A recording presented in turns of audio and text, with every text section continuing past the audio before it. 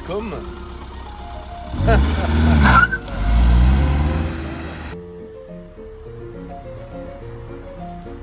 Yep. İzdivaç sakallı mı bu?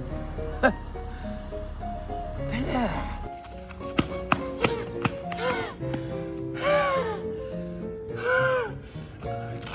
Aka usuldan. Alo. Pişkin bu sakam lekin vaqtida keldik ha? Yo'q, salom.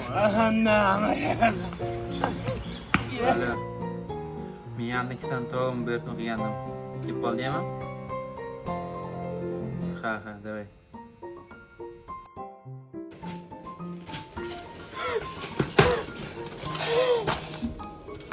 Aka mana zakasingiz uzr. Namuncha kech qolding? Aka mitamda achirib qolib ketdim-da. Aka men pishkam anaqa qilaman-da, Yandex qilaman aka, to'g'ri tushuning, iltimos sizdan. Munchalik ham bo'lmaydi-ku, adam-ey.